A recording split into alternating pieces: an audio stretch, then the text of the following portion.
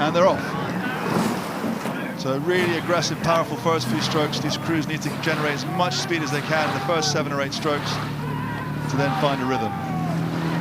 Really strong start from both crews, but already we see some extra power coming into that UL crew.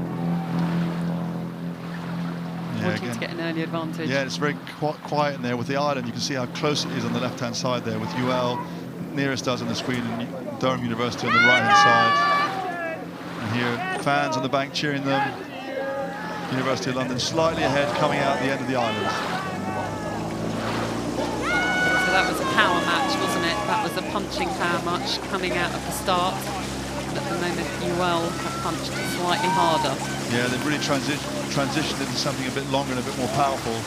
But this is a brutal boat type, the Coxswain. Because of the weight, and only 4 athletes, the weight of the Cox, it's heavy. And the boat slows down quite a lot between strokes, so you really do have to be powerful to row this boat type. It's hard. I always think it's a bit like rowing in a permanent headwind when you're in a Coxswain. Exactly You've got to get that kind of rhythm where you still need to recover, but it feels really hard and you wish you'd got more boat run than for all the effort you put in. The river taxi. So here we go. We've got probably 3/4 of a length ahead for UL, coming past the first marker. Both crews now settling into their race pace, which they'll sustain for the next 45 minutes. So here we see the Durham crew. They are fighting hard. They do need to try and relax and get a little bit more length. Felt like they were just rushing a little bit at the start, and they need to, even though they're down, they need to row their best now. They need to get the length and think about their fastest time over the track and see if they can pull back at all on UL. And here the University of London, actually very neat blade work, good platform. Athletes really generating good handle speed there, pushing that boat well through the water. Cox is confident there to sit near the booms. Looks really comfortable, whereas then the Durham crew looks at a bit of steering, not quite as settled on the course. And there the hand flag's gone down by the barrier. That indicates to the launch to press the button on the stopwatch, so we know what time the crew's done. And he will now shout across the launch what the margin is, so everybody knows where we are on the course. That was my job that I was learning this morning. Oh, brilliant. It was really thrilling. Yeah, great to be part of it and to, It's so low tech, but it just does the job yeah, you feel the pressure. You want to get it right. These are the records that are held, if any of the, for all the crews. So you want to make sure it goes down correctly in regatta history. There, a little bit of steering by UL. Looks like they're pointing towards the booms a bit. They need to make sure they stay off that. They've been pretty close all the way down, so I'm hoping that that's just a really confident Cox there. Yeah. He looks pretty experienced. We know he's been he's been in the Temple boat before. He's been to Bucks, and we've got some great junior world champs experience in the 3-seat with Tom Worthington. So there's a lot of experience in these crews. They've been waiting to race with that year out, of course, as well. Missing that year at Henley. And Durham really have, now having a bit scrambled at the beginning, have really settled into something really good, actually. The platform's there, it's much longer. Cox seems to have got the steering under control. Let's see if they can start working their way back. That's where it can be helpful to have the Cox, he can kind of make those calls if you've got into a bit of a spin, to take the time, he can talk you back through to get into your best strokes. He can let you know if you're making ground up as well, which of course you don't always feel if you're Coxless. He can really help focus the crew in so they have their best row, they go as fast as they can, and then let's see half or 3/4 of the way whether you're actually coming back on that UL crew.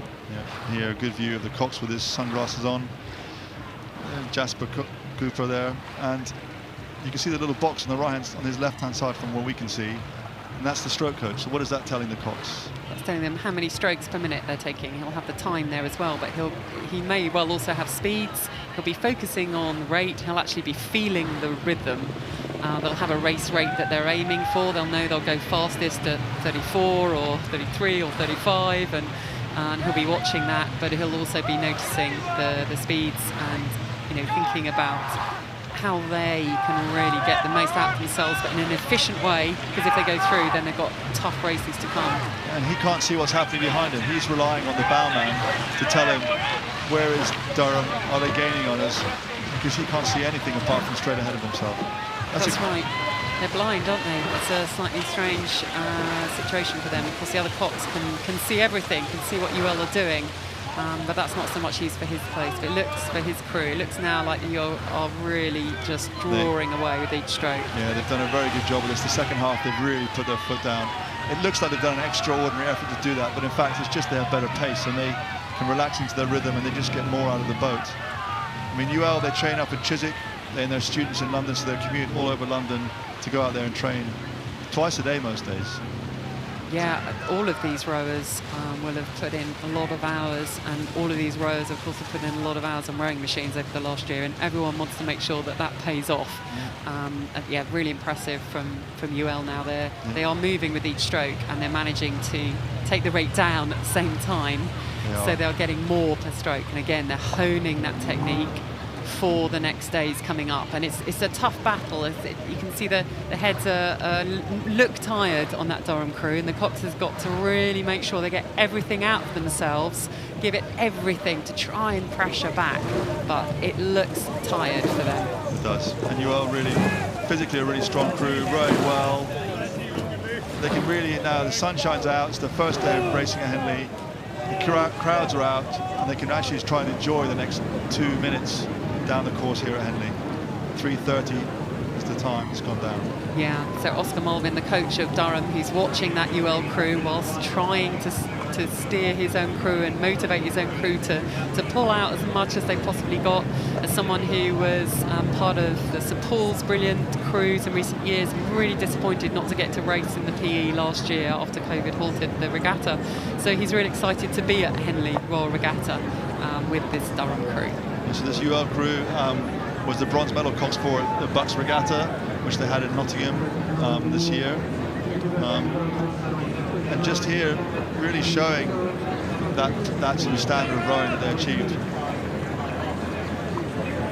And you can see the coaches are in the launch following these crews. They're not allowed to say, do anything, make any signals at the crew. They just have to be passive and watch. And Durham were 4th at Met. They were 7th at Bucks in this event. And here we are coming up to the progress board, University of London on the lead over Durham University. UL really dropping the rate here now, able to paddle into the finish. Supreme row by UL. And a battle to the line from Durham. Yeah, Durham still attacking all the way to the line. Both crews only a few strokes away from the finish line. University of London a win there by, in the end, 3/4 of a length over Durham University A. There we go, both crews just paddling through now. They'll have to go back to the voting area from here.